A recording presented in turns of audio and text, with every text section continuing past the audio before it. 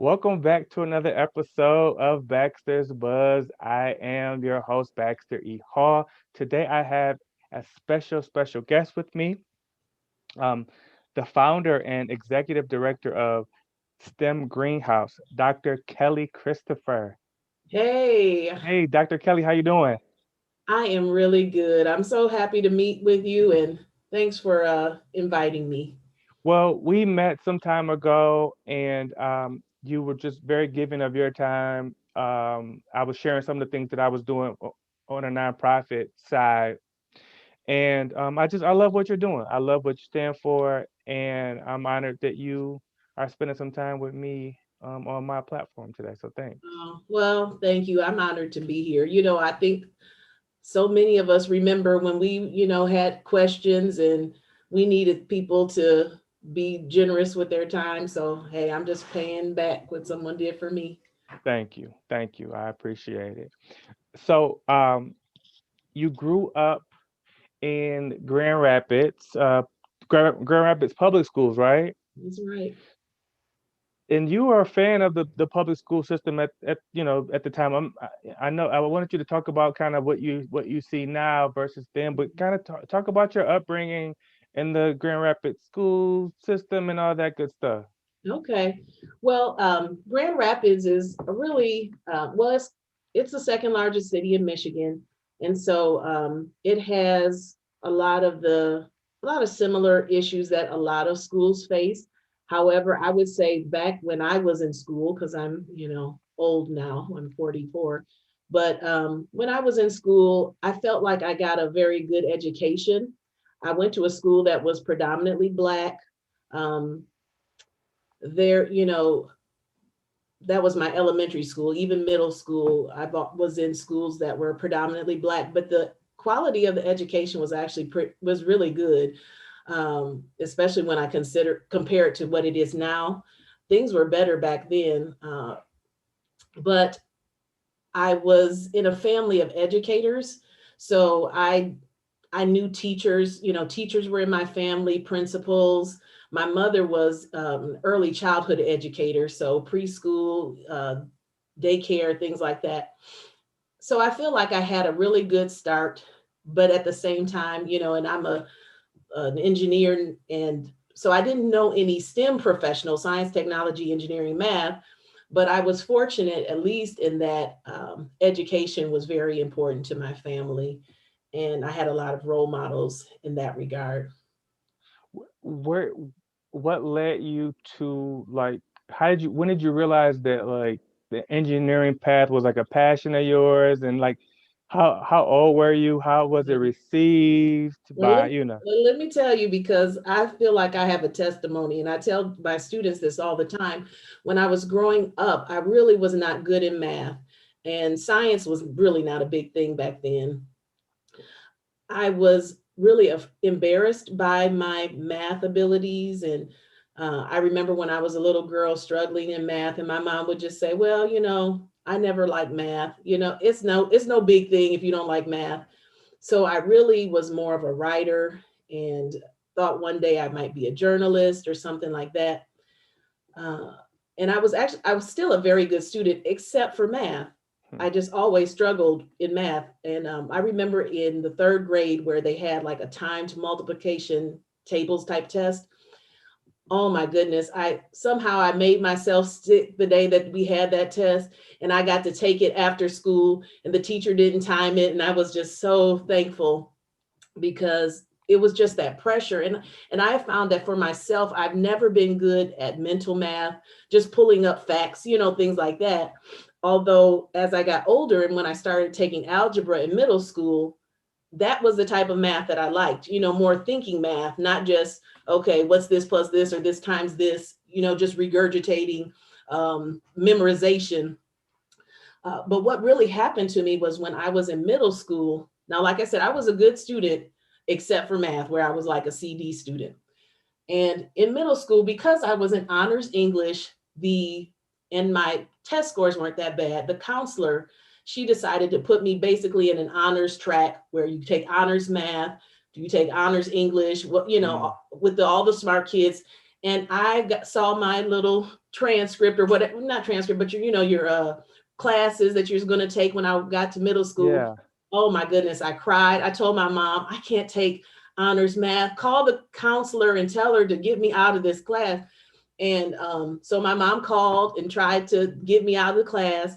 But the counselor said, well, just let her try one semester. If she doesn't like it, she can just quit.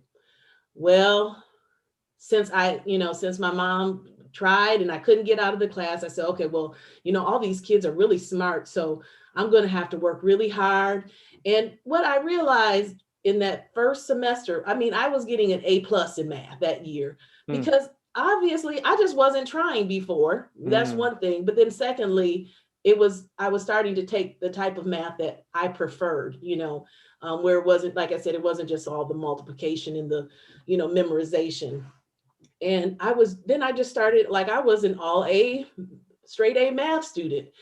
So I completely changed. But I tell students that because so many times, you know, our um our self-esteem is tied up into our performance in a classroom. And had that counselor just said, forget it, yeah, I'll switch you, no more math for honors math for you, I would never have gone into engineering because I would have always thought I'm not good at math. I was limiting myself. So that's why it's important to have people, adults in our life who believe in us, who challenge us, because it would have been easier for me to just not take that path. But like right now, math is my favorite subject. Like Yeah. I like math more than anything. And to think when I was a little kid, I would never have thought in a million years that I would just love math the way I do now. Do you But think it yeah, was like a almost like a self-fulfilling prophecy, right? You kept talking about how you weren't good at it, exactly. but Yep. And you're and when you have family that says, oh, it's okay to not like math, I did not know one woman in my world who liked math. Uh, and that's why one of the first things I did when I started doing this type of work was I had a math club for girls because girls needed to see a woman who likes math. sure, I did not have any female math role models. Had I had that, maybe I would have believed that I could do it. You know, sure. and so, yeah, that's important. Representation matters. Yeah, I think about we were talking off air about someone who I was introduced to and in the insurance industry, and she's a black woman who's been in the insurance industry close to 25 years. And my mentor at Capnick is she's been in the insurance industry, a similar amount of time, and it's encouraging just to see someone that looks like you Hmm. doing something in a field that you're in, right? Yep, There's just something to be said for that. exactly. And when I was in high school and I had all these opportunities, even though I was good in math, even though I was good in science, I still didn't want to be an engineer. And Mm, I wasn't really understanding why at the time. But so, for example, they take all the kids who like math and science and they take them to University of Michigan. And I remember going there for like the Society of Women Engineers had an event. And I would go to different departments, and it was like, I see one white man or multiple white men, Asian men, and they're all telling me how wonderful engineering is. And even though I didn't consciously think, these are just what I just thought to myself, man, this doesn't really look like fun. This doesn't look like a place for me. And so having these spaces that are so, well, that are not diverse at all, it really is discouraging. And so I didn't actually decide to go into engineering because I had applied to colleges and I had not, like, I was undecided. I wasn't sure what I was going to do. And but I had a friend who was a year older than me, and she came back from college like in May, and she was majoring in engineering. And I was like, girl, you really are majoring in engineering? Maybe I should do that. And she was going to North Carolina A&T, which was one of the colleges that I had applied to. And so I said, well, you know what, let me major in engineering too. mm, But I needed to see a black, I saw a black woman, she was a young woman, doing it, and it just gave me permission. Like, wow, we really can do this. Let's do it. Let's Yeah. become engineers. And so, and she does STEM Representation. education programming too. It's like we both went into the same areas. Wow. Wow. So you didn't know kind of what your direction was until you, because you ended up obviously at A&T as well, and you had already decided prior to your freshman year when she came back, hey, Yeah. I'm going to go into Well, I had engineering. decided that I wanted to go to an HBCU. Fortunately, in my community, they had a historically Black college tour, and I got a chance to go to HBCUs, and I just loved it. But again, in terms of going into a STEM field, I knew I was good in math and science, but I just really wasn't sure. Like, I could have maybe done medicine, but I really didn't like medicine. There were a lot of different things. I just hadn't found what I really liked. And I ended up going into agricultural engineering because there are a lot of environmental problems that are, that you can solve with um, engineering that is caused by agriculture. So that was just an area that I had never heard of. I had heard of mechanical engineering and electrical engineering, and all of those fields were fine, but it wasn't until I saw like the whole environmental engineering aspect was just way more interesting to me than any of the other types of engineering. So again, when you don't have a lot of engineers in your life, you only know one or two types of engineering, and you look at them and they're, I go to the electrical engineering. I worked at an electrical engineering company when I was in high school, and I just see the little men putting these little circuits together, and I'm thinking, I don't want to do that for the Yeah. rest of my life. They're Right. just in a box every day, but when I would see agricultural engineers and they're going outside and they're solving problems with water quality, and I'm thinking, oh, now that's more my speed. That, even though I spent most of my time at a computer screen doing computer programming, but at least it was related to the environment, and I got a Sure. I got a lot of joy out of that. Sure. So let me just say this, because we may not come across, or you may not say it.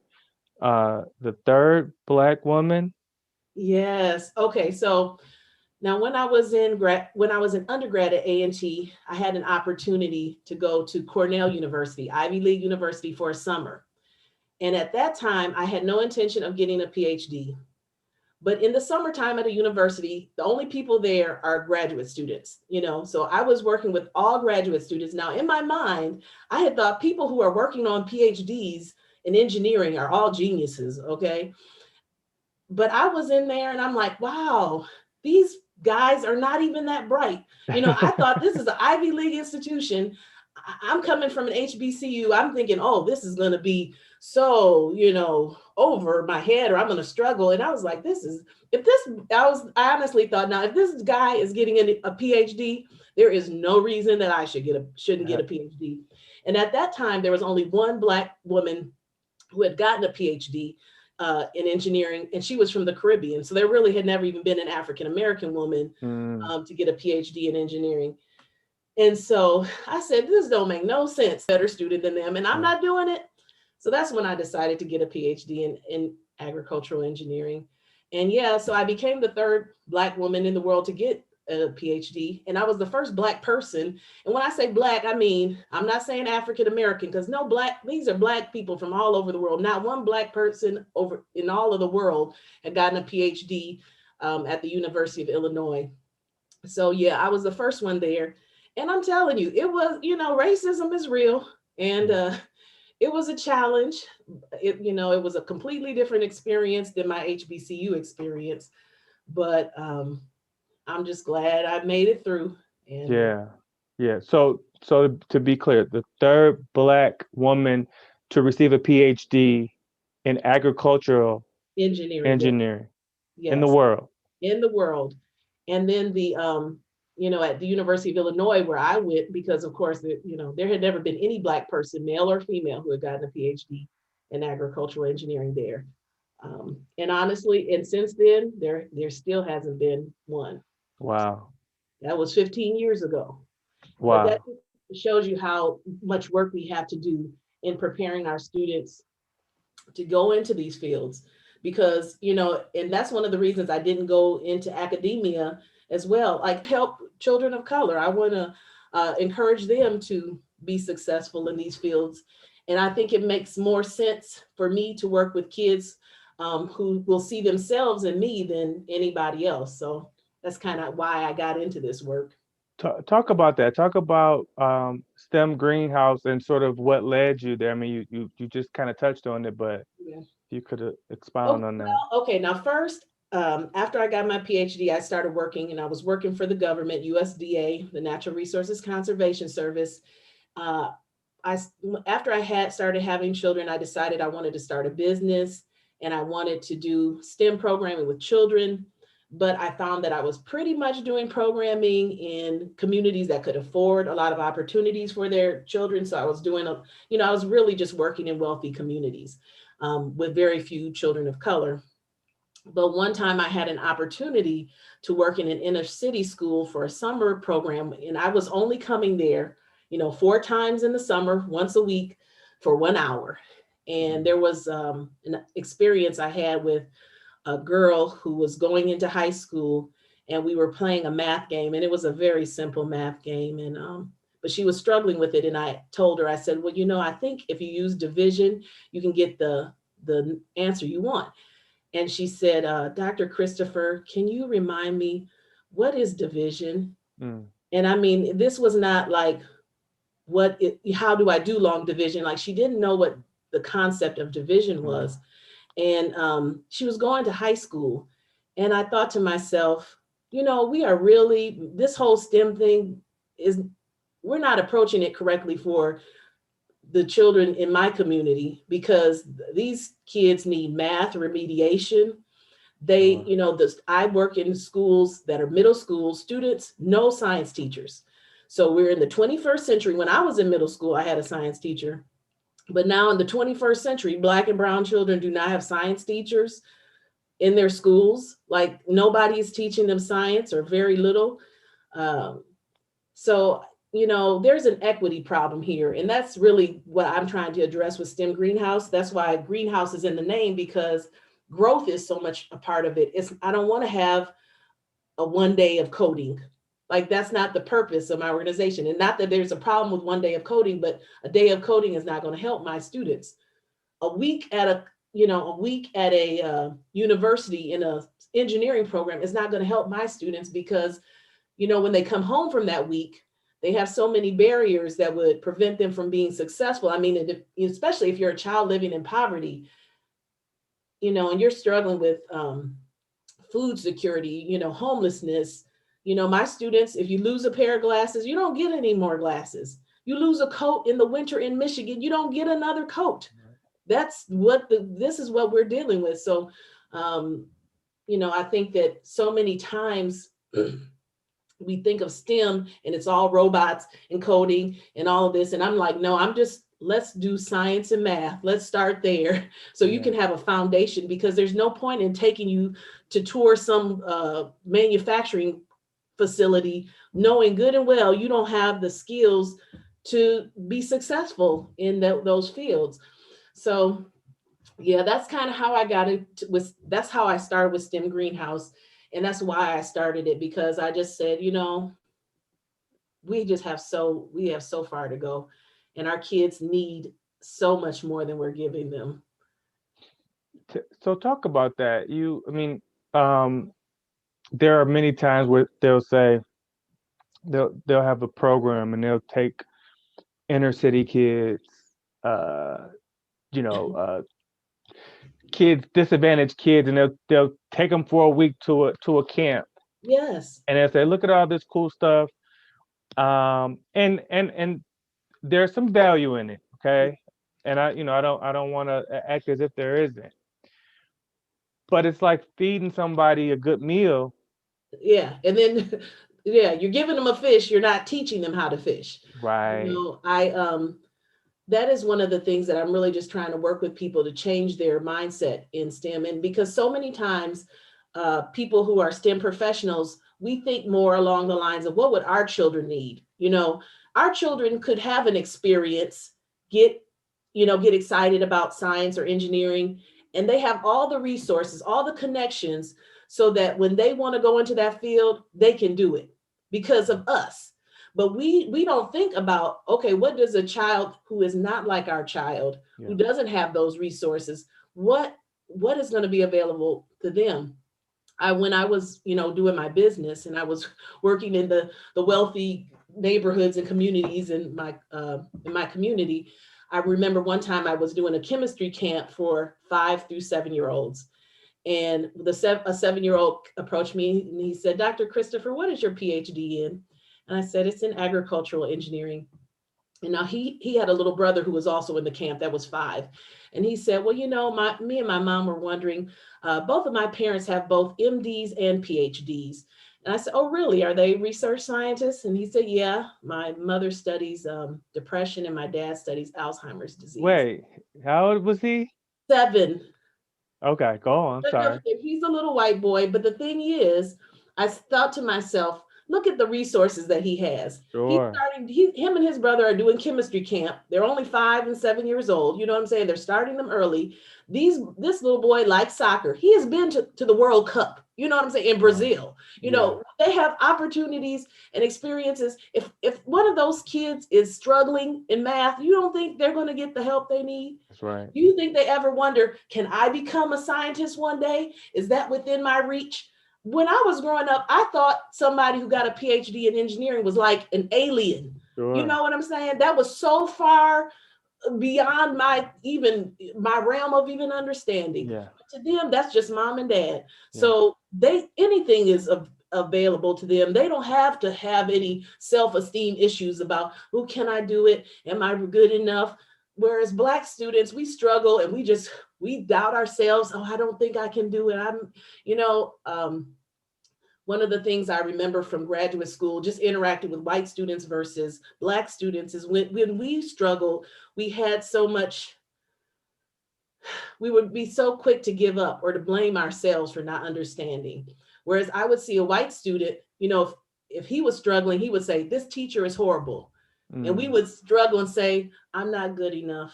mm. Their mentality was completely different.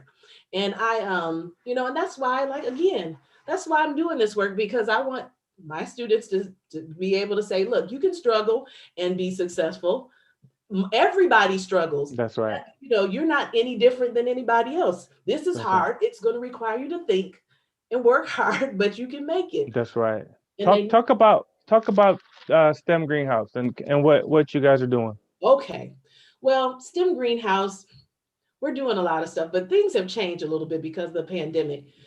Prior to COVID-19, we were doing a lot of after school programming, and I really enjoy that work, because I like to be with my students. I like to, I'm a mentor and I want to be able to influence them.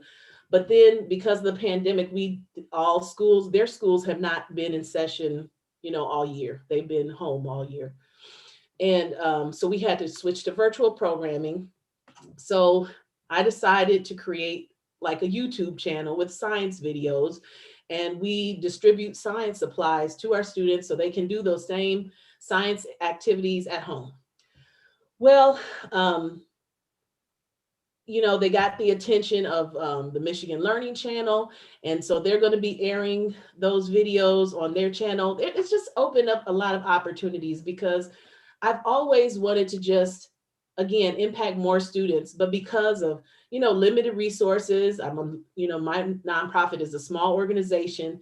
I've only been at a few schools, trying to do this work with middle school students. So now I'm able to reach more students, to impact more kids. And it's really great. We're planning to do a summer program this summer, an in-person program. My students have had a year, almost a full year, with no in-person instruction, and they're way behind. So they were behind before. Now Sure. they're even further behind. So I think it's important to have an opportunity for them, and also an expectation of them to excel. Sometimes in their typical classroom, the expectation is that you just kind of get by.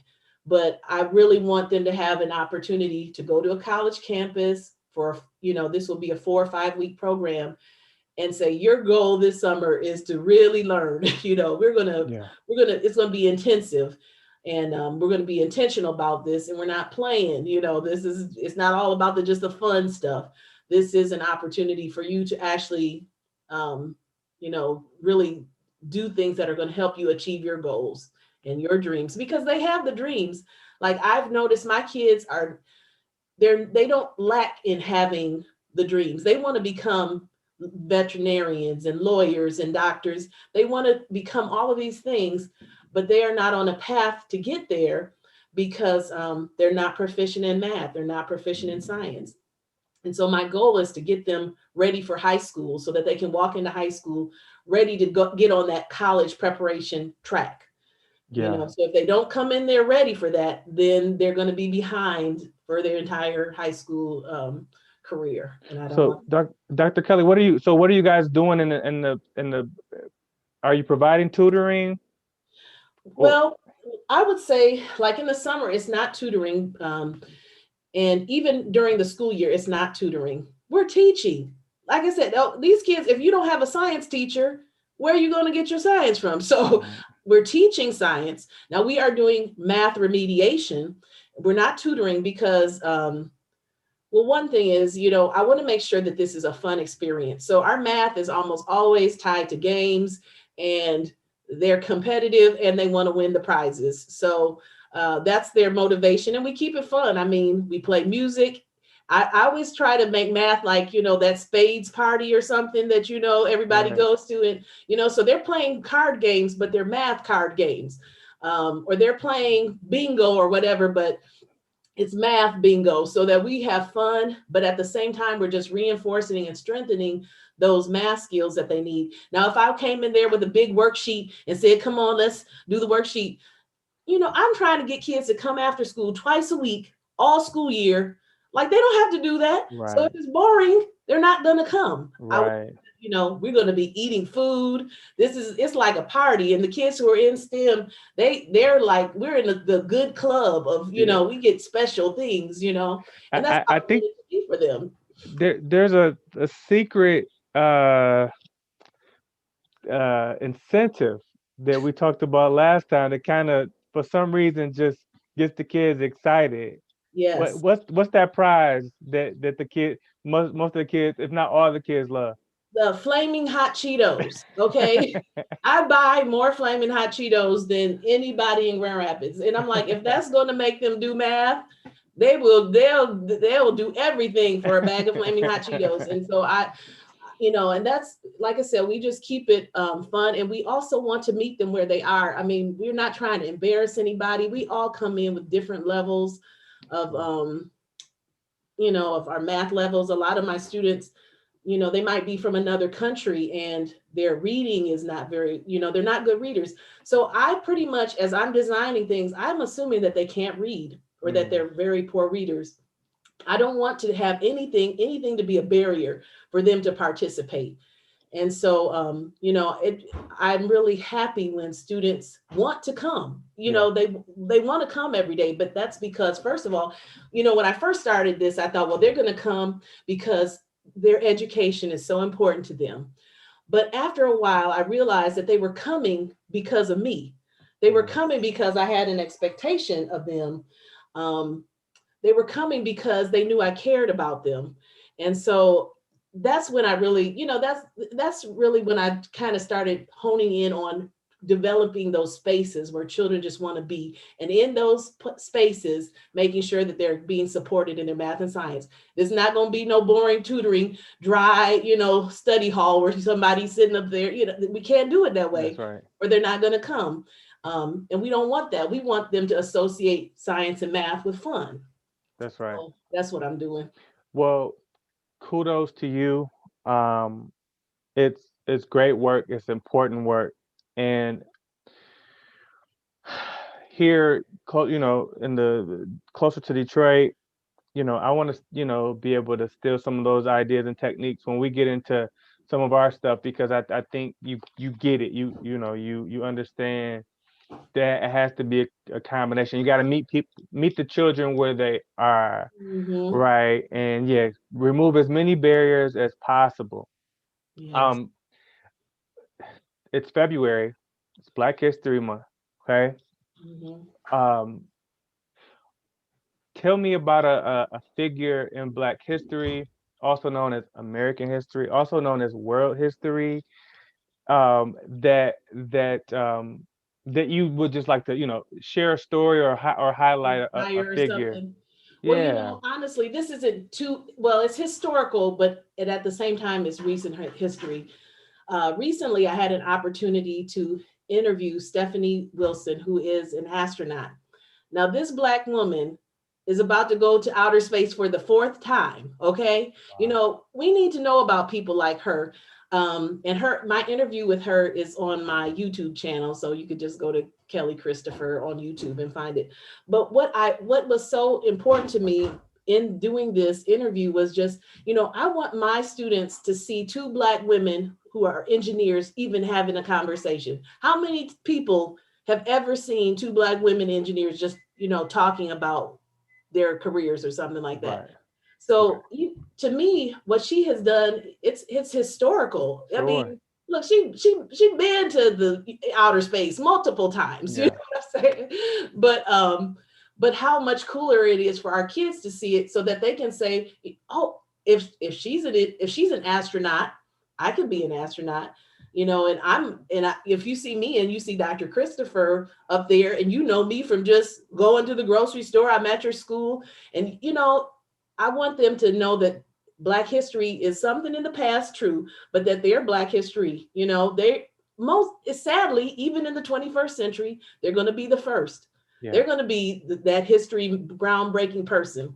We just haven't gotten to a space where Black people have been successful in so many different fields that the things that they're doing isn't groundbreaking. So, yeah, I know Yeah. that may have not been a direct question, No, but no, no. That was great. And I just want to say um that you are Black history and you're making Black history as well. So salute to you. I believe it or not, my 7-year-old daughter yesterday said that she wanted to be an astronaut. hey, And I don't know, it was kind of tongue in cheek because she was, but this was the first time she had said it. yeah, Okay. yeah, So,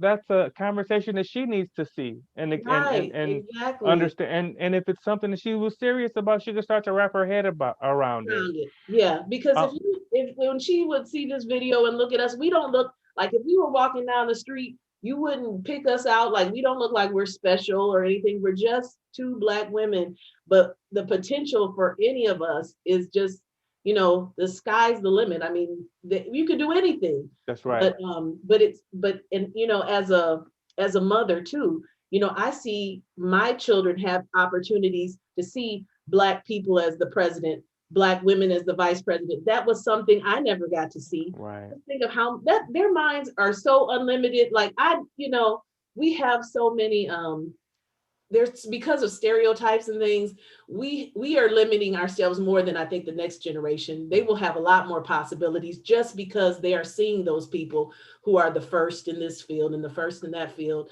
But to them, as far as they know, this has been That's happening. all that they know. That's all Right. they know. you know Right. for us, it's like, woo, big deal. Uh-huh. So